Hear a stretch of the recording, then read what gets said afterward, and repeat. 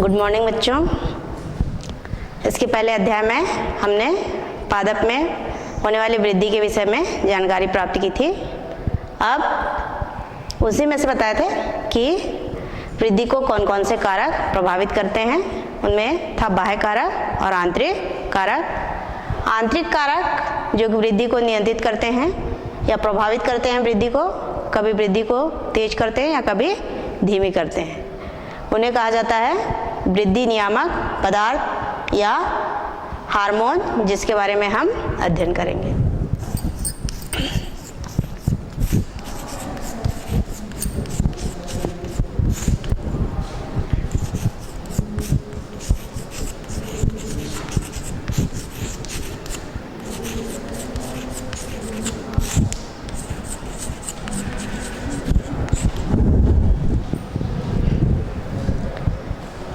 पौधों में कुछ ऐसे पदार्थ बनते हैं जो पौधों की वृद्धि को प्रभावित करते हैं, उन्हें हार्मोन कहा जाता है। हार्मोन का अर्थ होता है मैं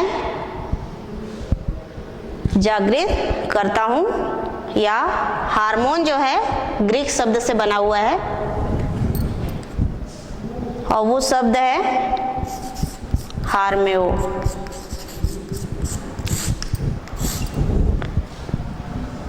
इस हार्मेओ का अर्थ होता है उद्दीप्त करना। तो हार्मोन के द्वारा क्रियाएं क्या हो जाती है, उद्दीप्त होती हैं या फिर तेज होती हैं।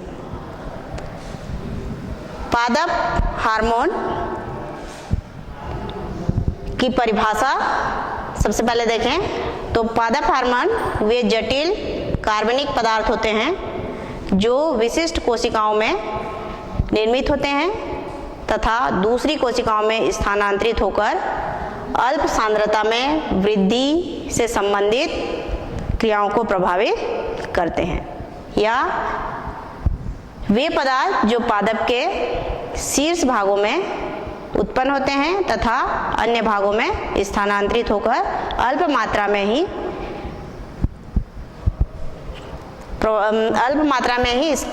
ये जो हार्मोन्स है उसकी मात्रा कैसी होगी, अल्प या कम, और ये जो है वृद्धि को नियंत्रित करते हैं। पादप हार्मोन निम्न प्रकार के होते हैं।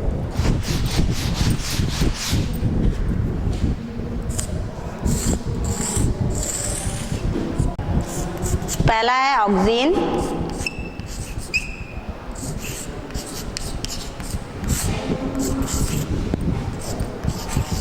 दूसरा आपका साइटोकाइनिन,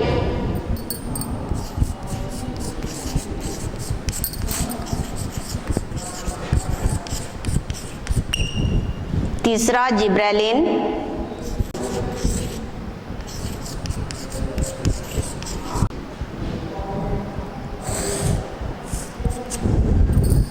चौथा एब्सिसिक अम्ल,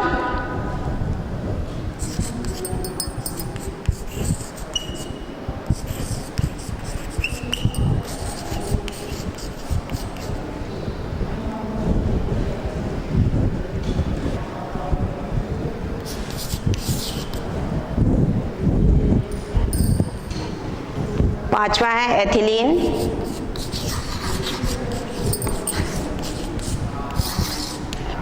छठवां फ्लोरीजेन।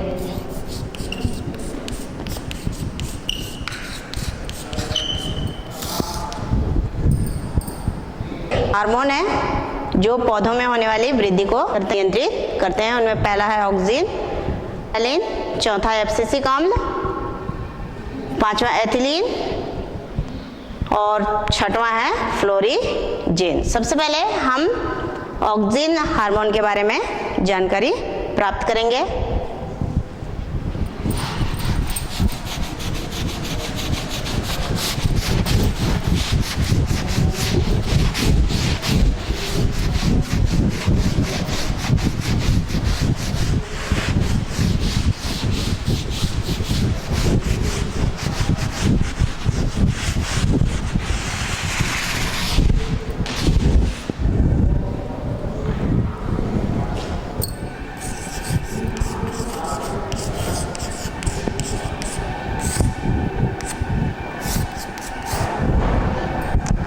ऑक्जिन जो है जड़ तथा तने के शीर्ष भाग में बनता है तथा वहां से पौधे के अन्य भागों में स्थानांतरित होकर पौधे की वृद्धि को प्रभावित करता है। ऑक्जिन सबसे महत्वपूर्ण वृद्धि हार्मोन है और ये जो है वृद्धि को बहुत अधिक प्रभावित करता है। इसकी खोज करने वाले वैज्ञानिक हैं कोगल एवं हैगने स्मिथ। इन्होंने ऑक्जिन की खोज की थी और ऑक्जिन जड़ और तना के शीर्ष भाग में बनता है। इसकी पुष्टि करने के लिए डार्विन ने एक प्रयोग किया था। उन्होंने हेनरी घास की जो नवोद्भिद होता है, नवोद्भिद मीन्स जो पौधे बीजों के अंकुरण के पश्चात तुरंत बनते हैं, उन्हें सीडलिंग या नवोद्भिद कहा जाता है। तो उन्होंने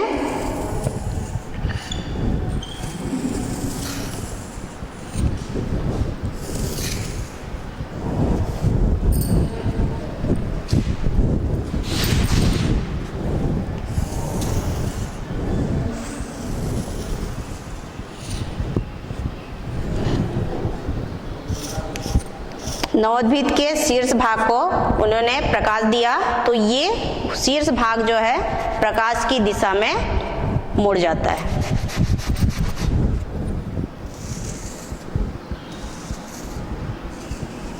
जिस दिशा से प्रकाश पौधे के शीर्ष भाग को मिलता है उस दिशा में शीर्ष भाग क्या हो जाता है, मुड़ जाता है। उसके पश्चात उन्होंने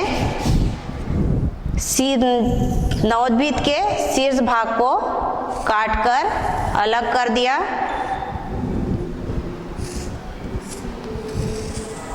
इस प्रकार से शीर्ष भाग को काट के अलग कर दिया और अलग करने के बाद उसके पार्श्व भाग से प्रकाश देने का कार्य किया, लेकिन ये तना का शीर्ष भाग जो है प्रकाश की दिशा में मुड़ता नहीं है।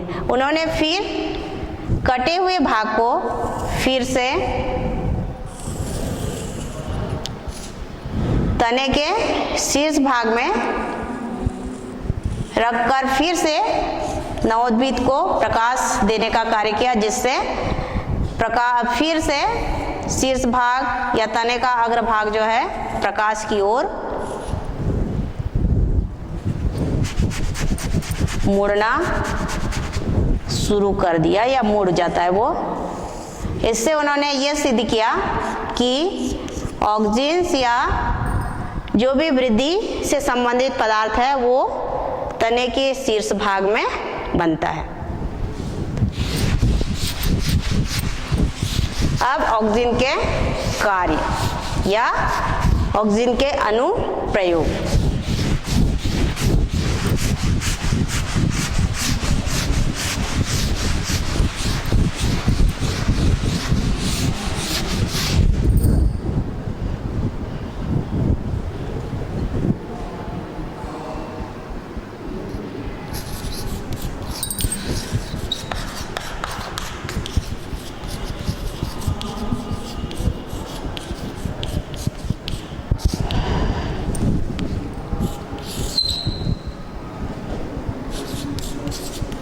पहला है जड़ों का आरंभन,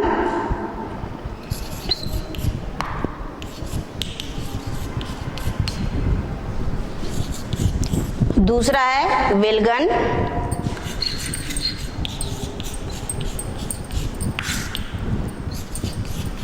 तीसरा आपका खरपतवार पर नियंत्रण,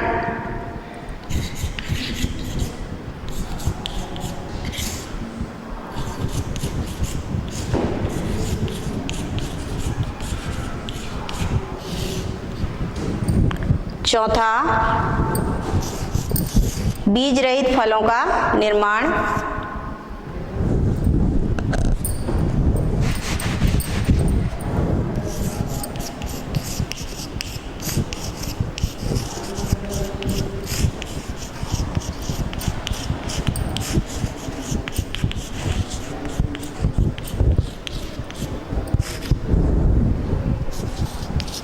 अगला है शीर्ष प्रमुखता।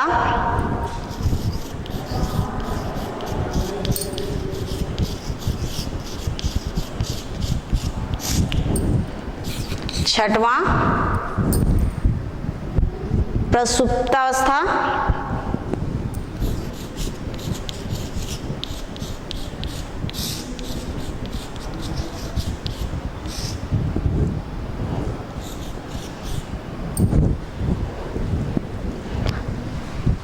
और सातवां है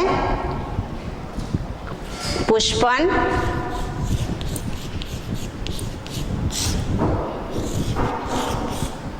एंड अगला कोशिका दीर्घीकरण।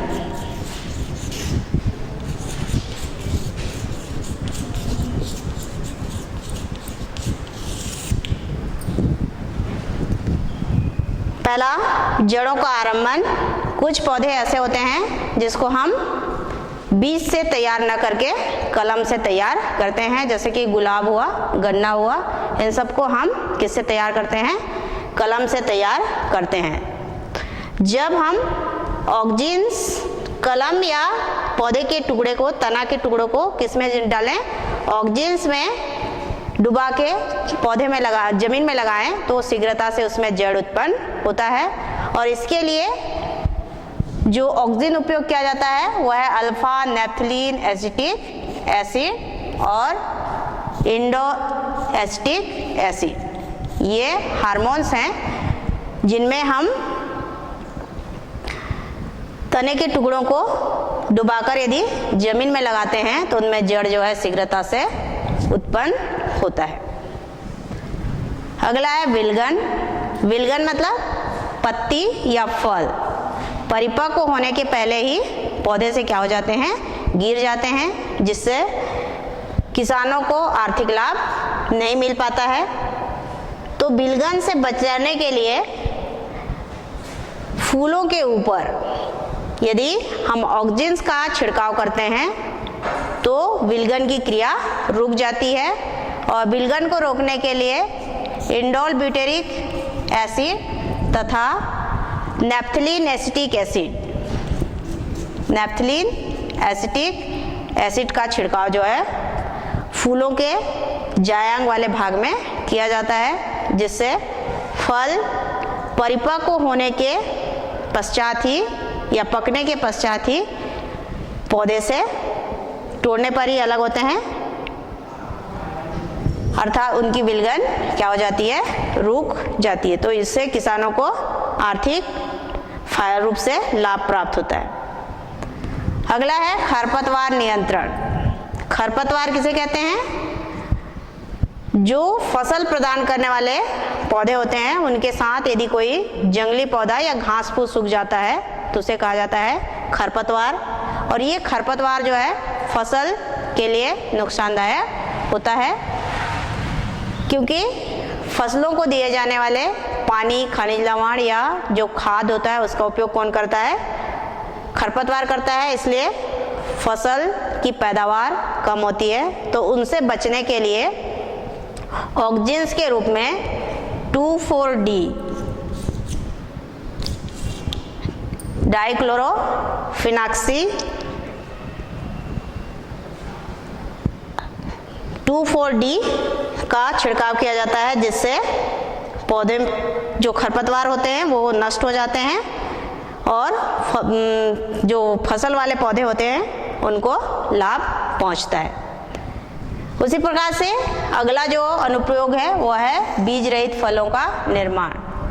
कुछ फल ऐसे होते हैं जिनका उपयोग बीज रहित होने पर ही किया जाता है, जैसे टमाटर, अंगूर, केला आदि। उनमें यदि बीज रहता है तो उसका उपयोग खाने में नहीं करते हैं। तो ऐसे फलों को उत्पन्न करने के लिए ऑक्जिन्स का छिड़काव गायनोसियम के ऊपर करने पर बीज रहित फल जो है प्राप्त होते हैं। और बीज रहित फल प्राप्त करने के लिए ऑक्जिन्स के इंडोलेस्टिक एसिड और इंडोल ब्यूटेरिक एसिड का छिड़काव किया जाता है, जिससे बिना निषेचन और बिना परागण के ही बीज रहित फल जो है प्राप्त होते हैं। और बीज रहित फल बनाने की क्रिया कहलाती है पार्थेनोकार्पी। अगला है शीर्ष प्रमुखता। शीर्ष प्रमुखता में कोई तना या पौधे में यदि शीर्षस्थ कलिका मौजूद होती है तो पार्श्व कलिकाएं जो है वृद्धि नहीं करती हैं, अर्थात पौधे में केवल लंबाई में ही वृद्धि करता है। लेकिन यदि इसमें ऑक्सीजन का छिड़काव किया जाता है तो पार्श्व कलिका, शीर्षस्थ कलिका के उपस्थित होने के पश्चात भी पार्श्व कलिकाएं जो है वृद्धि करती हैं और नए शाखाओं का निर्माण करती हैं, जिससे पौधा जो है झाड़ी के रूप में परिवर्तित हो जाता है। संतरा आदि के पौधे को झाड़ी के रूप में परिवर्तन इसमें किया जाता है, जिससे अधिक से अधिक जो है फल जो है हमको प्राप्त होते हैं। प्रसुप्तावस्था का नियंत्रण भी ऑक्सीजन के द्वारा किया जाता है। आलू आदि जो फसल है आलू, इसको यदि हम इनके ऊपर यदि हम ऑक्सीजन का छिड़काव करते हैं तो उसमें अंकुरण जो है देर से होता है और इसको हम कई दिनों तक सुरक्षित रख सकते हैं।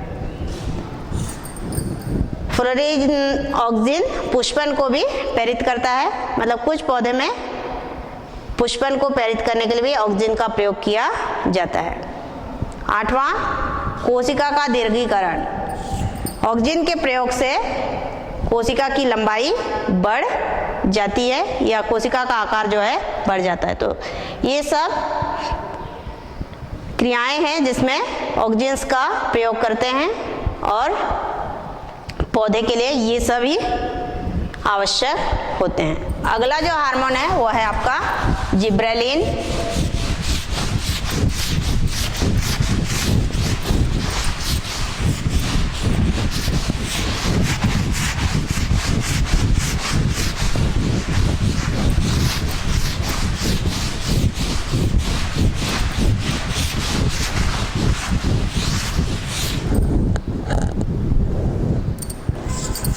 दूसरा जो पादप हार्मोन है वो है जिब्रेलिन।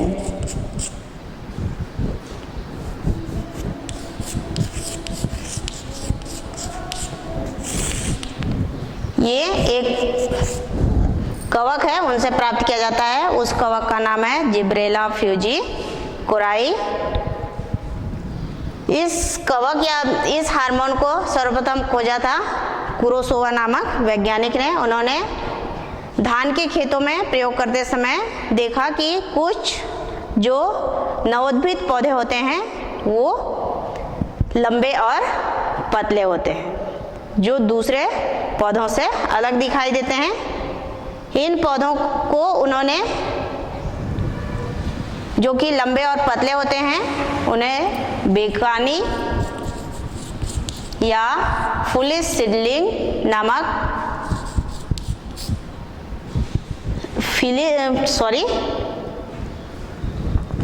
फुलिश सीडलिंग कहा।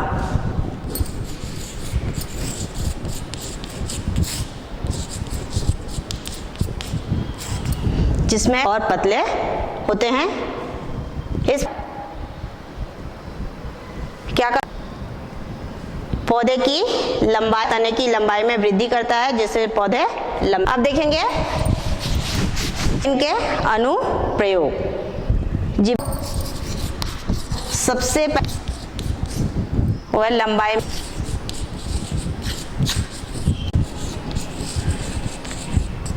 रूप से बौने होते हैं या उन्हें यदि हम जिब्रेलिन्स देते हैं लंबे हो जाते हैं।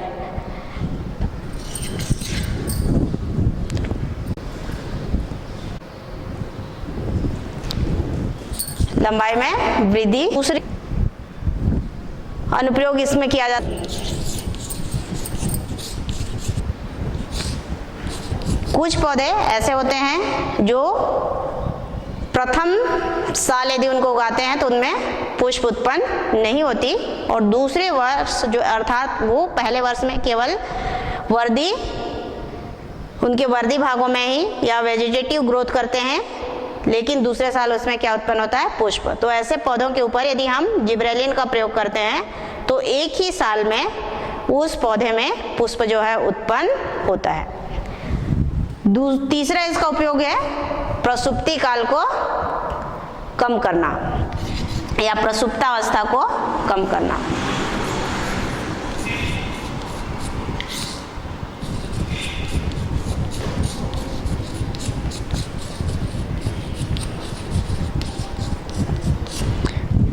इसके पहले जो हार्मोन पर्यावरण ऑक्सिन वो क्या करता है, प्रसुप्तावस्था को बढ़ाता है, लेकिन जिब्रेलिन जो है प्रसुप्तावस्था को तोड़ता है, जिससे बीज शीघ्रता से अंकुरित होते हैं।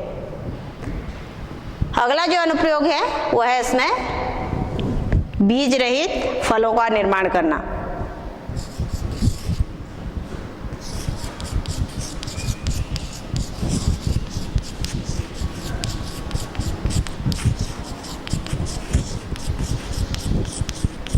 ऑक्सिन के समान ही जिब्रेलिन का प्रयोग भी बीज रहित फलों के निर्माण में किया जाता है, जिससे बीज रहित फल हमें प्राप्त होता है। अगला है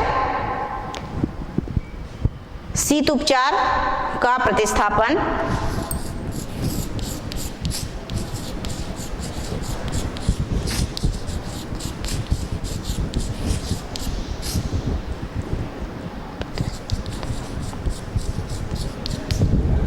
इसमें बसंत ऋतु, शीत ऋतु वाले पौधे को यदि हम बसंत ऋतु में बोते हैं तो उस साल हमें अनाज या फसल प्राप्त नहीं होता है। ऐसे पौधों को यदि कम तापमान में उपचारित करके उसे क्या करते हैं, लगाते हैं, तो उसी साल उस पौधे में से फसल जो है प्राप्त होती है। लेकिन शीत उपचार का प्रतिस्थापन हम किसके द्वारा कर सकते हैं, जिब्रेलिन के द्वारा कर सकते हैं। जिब्रेलिन के प्रयोग से पौधे या बीज जो है अंकुरित होकर उसी साल फल फूल प्रदान करते हैं। तीसरा हार्मोन है, ये था जिब्रेलिन एवं उसके अनुप्रयोग। अगला जो हार्मोन है जो वृद्धि को प्रभावित करता है वो है साइटोकाइनिन।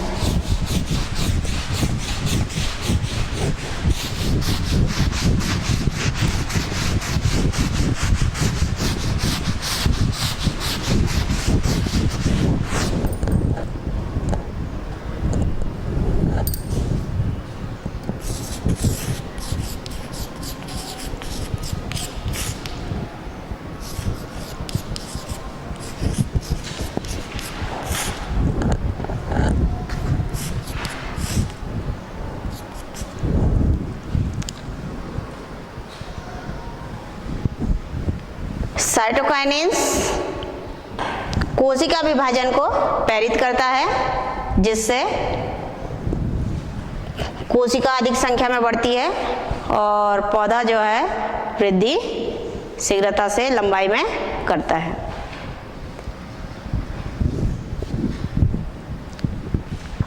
साइटोकाइनिन्स का उपयोग निम्न कार्यों में किया जाता है। पहला है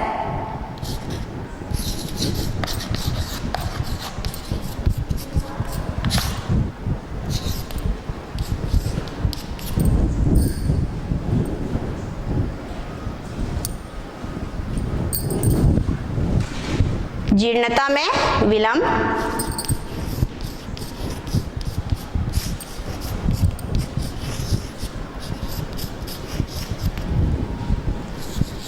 दूसरा शीर्ष प्रमुखता का विरोध,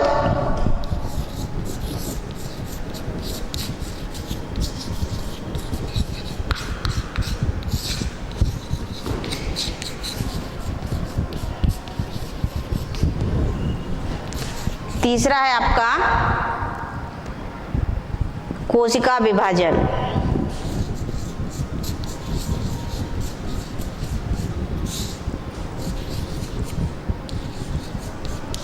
कोशिका विभाजन को प्रेरित करना।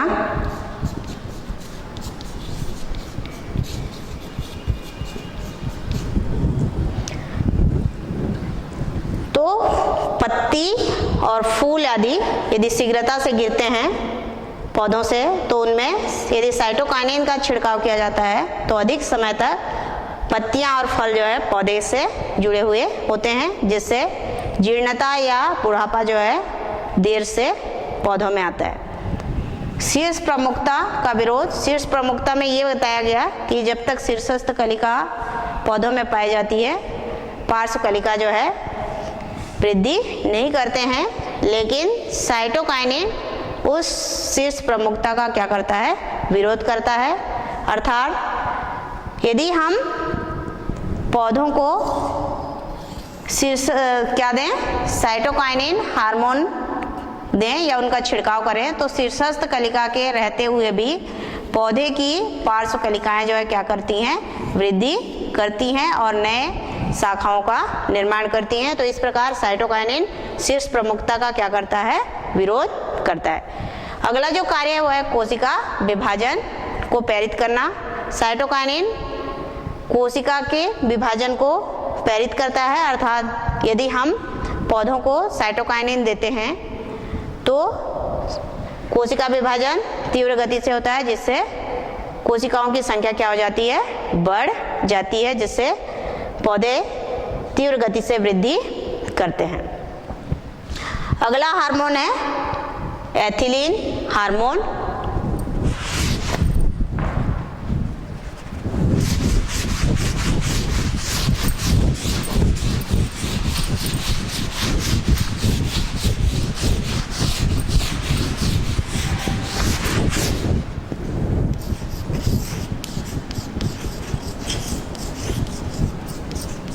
एथिलीन जो है एक प्रकार का गैसीय हार्मोन है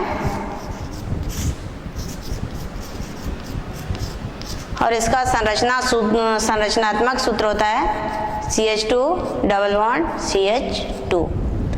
तो ये गैसीय हार्मोन है और ये पौधों में फलों के पकने के समय अधिक मात्रा में पाया जाता है। इसका उपयोग हम निम्नलिखित कार्यों के लिए करते हैं। एथिलीन का प्रयोग,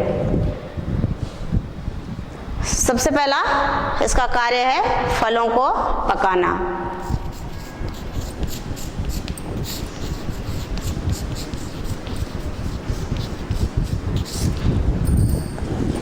दूसरा प्रसुप्ति की समाप्ति करना या प्रसुप्तावस्था को समाप्त करना।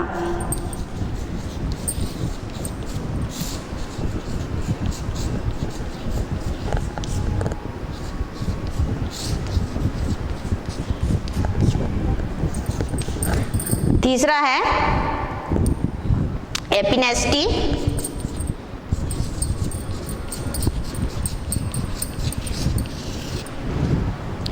चौथा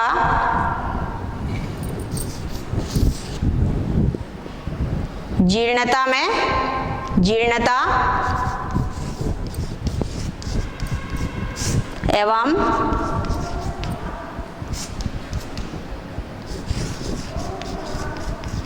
विलगन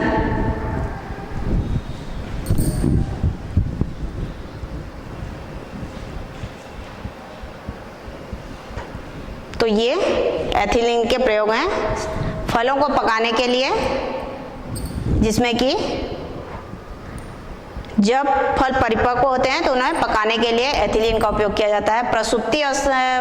प्रसुप्ति अवस्था को समाप्त करने के लिए भी एथिलीन का प्रयोग किया जाता है, जिससे बीज जो है शीघ्रता से अंकुरित होते हैं। उसी प्रकार से एथिलीन के प्रयोग से एपिनेस्टी की क्रिया होती है, अर्थात पौधे के ऊपरी भागों में वृद्धि अधिक होगी और निचले भागों में वृद्धि कम होती है, जिससे पत्तियां जो है इस प्रकार से मुड़ जाती हैं। इसे कहा जाता है एपिनेस्टी। तो एथिलीन के छिड़काव से पौधों में एपिनेस्टी की क्रिया जो है उत्प्रेरित होती है।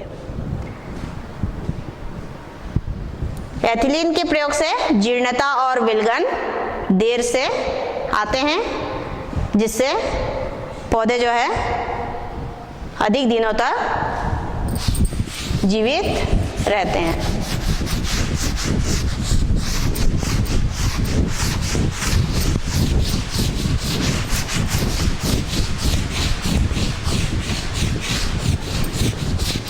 इन सभी हार्मोनों को वृद्धि नियंत्रक या वृद्धि नियामक हार्मोन कहा जाता है। अगला जो हार्मोन है वो है डार्मिन्स या एब्सिसिक अम्ल।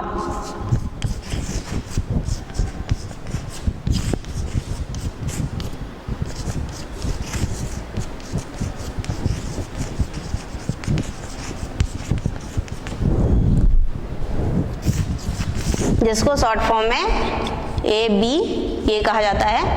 ये वृद्धि को रोकता है या निरोध करता है, इसलिए इसे वृद्धि निरोधक हार्मोन भी कहा जाता है। और ये जो है निम्नलिखित कार्यों को करते हैं। इसका अनुप्रयोग है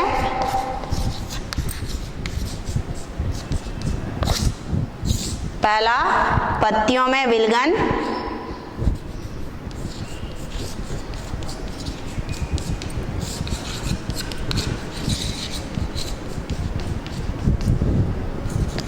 दूसरा इसका कार्य है कलियों तथा बीजों की प्रसुप्ति।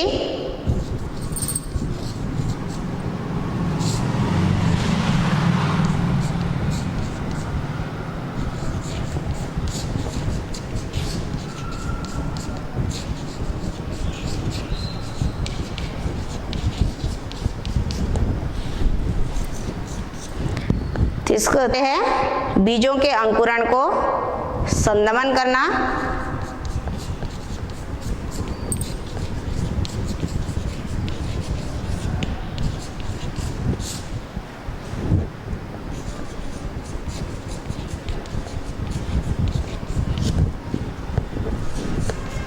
और चौथा कार्य है कैम्बियम की निष्क्रियता।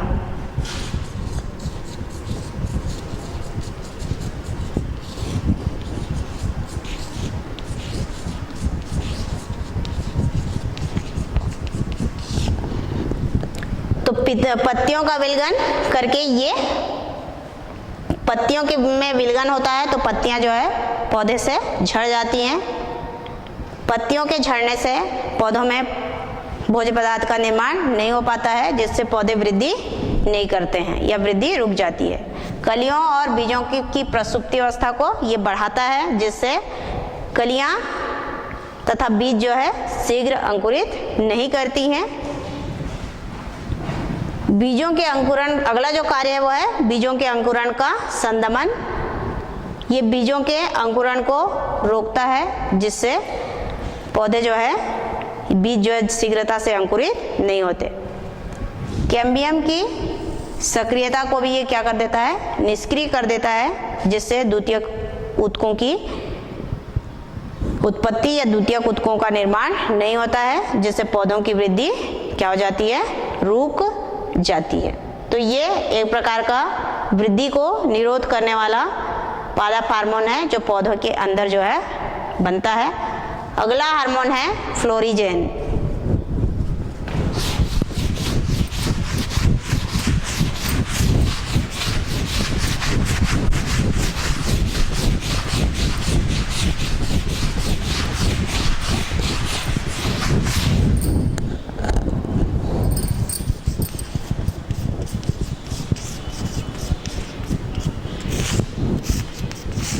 ये हार्मोन जो है पुष्पन को प्रेरित करने वाला होता है, अर्थात पौधे में उस समय बनते हैं जब उसमें पुष्प उत्पन्न होने का समय होता है तब। और फ्लोरिजेन हार्मोन के बनने से ही पौधों में पुष्प जो है उत्पन्न होते हैं। तो बच्चों, आज हमने विभिन्न प्रकार के पादप हार्मोन के बारे में जानकारी प्राप्त की कि पादप हार्मोन के रूप में कौन कौन से हार्मोन्स होते हैं।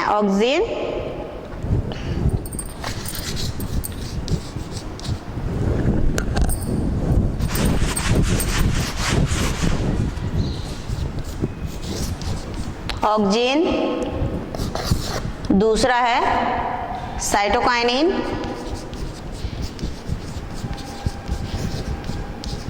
तीसरा जिब्रेलिन। इन तीनों हार्मोन को कहा जाता है वृद्धि नियंत्रक हार्मोन, क्योंकि ये वृद्धि को नियंत्रित करते हैं या उनकी परिस्थिति में पौधे जो है वृद्धि करते हैं।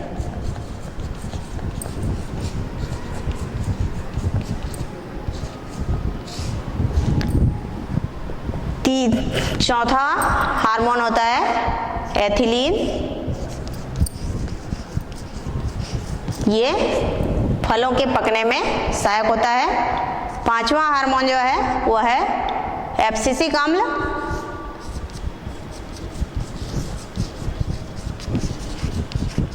जिसे वृद्धि निरोधक हार्मोन कहा जाता है, क्योंकि इसकी उपस्थिति पौधों में क्या हो जाती है, वृद्धि रुक जाती है।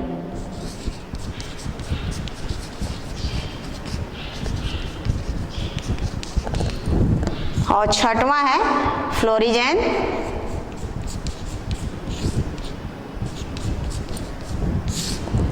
जो पौधे में पुष्पन की क्रिया को प्रेरित करता है। तो बच्चों, आज का पाठ यहीं समाप्त होता है। धन्यवाद।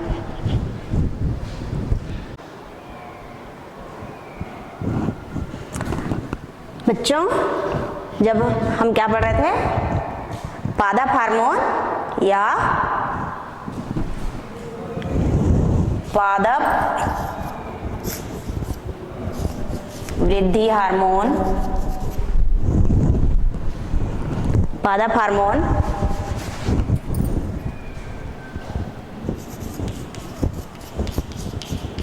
या वृद्धि नियामक पदार्थ।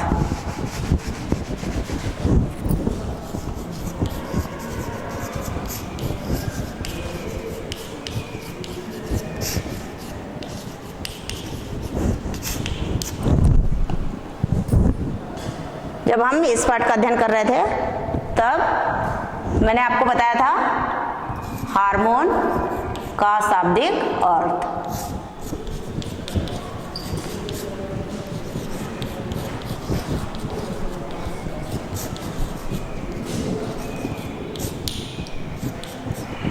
मैं जागृत करता हूं।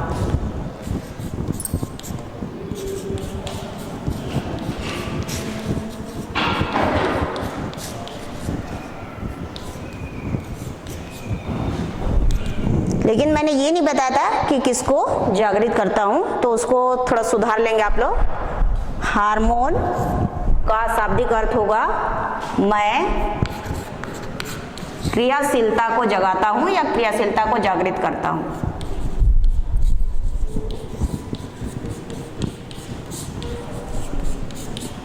तो इसको सुधार लेंगे ना, मैं जागृत करता हूं उसके स्थान पे लिखेंगे मैं क्रियाशीलता को जागृत करता हूं या फिर मैं क्रियाशीलता को जगाता हूं।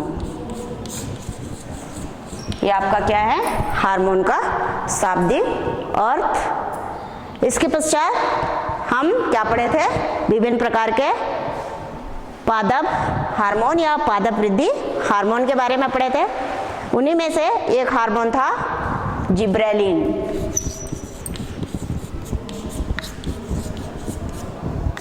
जिब्रेलिन ये बनता है जिब्रेला फ्यूजिकोराई नामक कवक से, और उस कवक की उपस्थिति में पौधे जो है लंबे होते हैं और दुबले पतले होते हैं। उनके सीडलिंग या नवोद्भिद पौधे कैसे होते हैं, लंबे और दुबले पतले। उस रोग को कहा जाता है फूलिश सीडलिंग, फूलिश सीडलिंग रोग। तो शायद मैं इसको क्या बताई थी, फूलिश सीडलिंग पौधा बताई थी, तो उसको आप लोग सुधार लेंगे। फूलिश सीडलिंग जो है पौधा नहीं है, एक रोग का नाम है, इसको बोलते हैं फूलिश सीडलिंग रोग, जो कि नवोद्भिद या नए जो छोटे छोटे पौधे बनते हैं उनमें पाया जाता है, या फिर इसको कहा जाता है बेकानी रोग। बेकानी रोग जो धान के पौधों में देखा गया था जिब्रेला फ्यूजिकोराई के कारण, जिसमें पौधे जो है लंबे होते हैं, बहुत ज़्यादा लंबे, और दुबले पतले होते हैं, उनको बोलते हैं, उस रोग को कहा जाता है फुली सीडलिंग रोग या बेकानी रोग।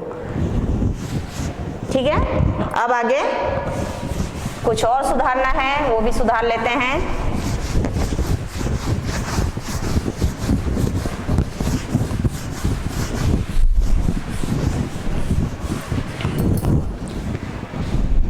उसमें अगला जो हार्मोन है वो है साइटोकाइनिन।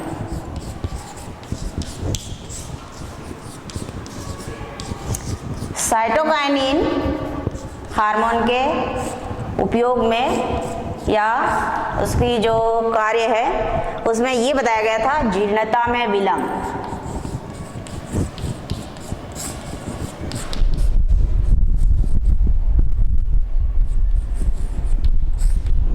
जीर्णता में विलंब को यह क्या करता है, रोकता है।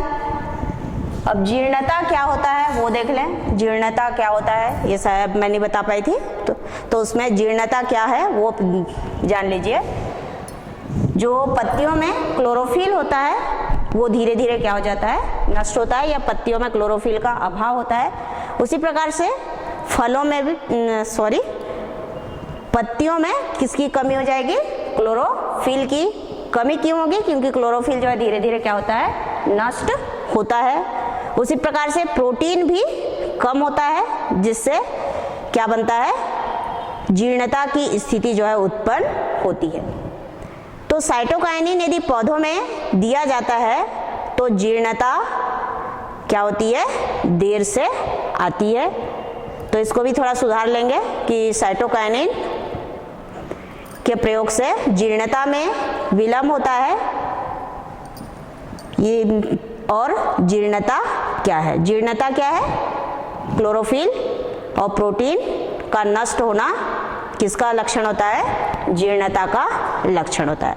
अगला जो हार्मोन है वो है एथिलीन।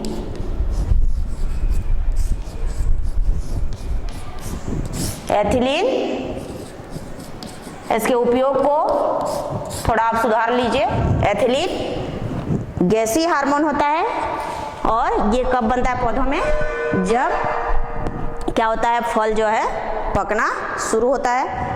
तो इसके उपयोग में सबसे पहला जो उपयोग है, एथिलीन जो है जड़ तथा तना की वृद्धि को रोकता है।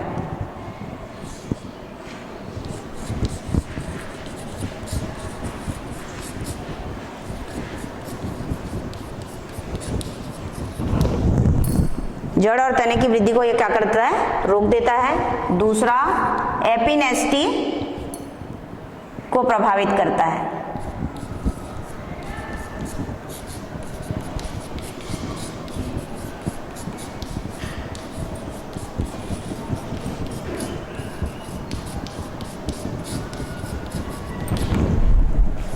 तीसरा है, फलों को पकाने में सहायक होता है।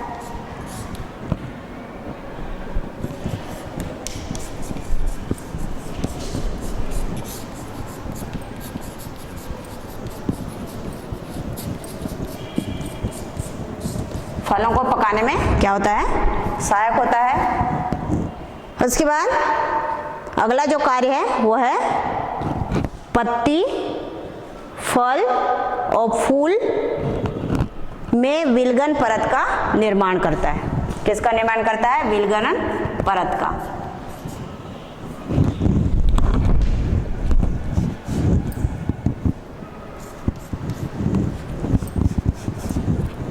विलगन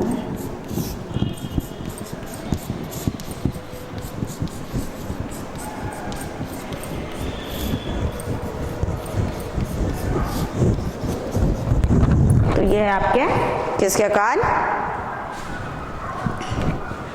एथिलीन के कार्य। पहले जो लिखी थी उसमें कुछ और कार्यों को क्या कर लोगे आप लोग, जोड़ लोगे। ठीक है।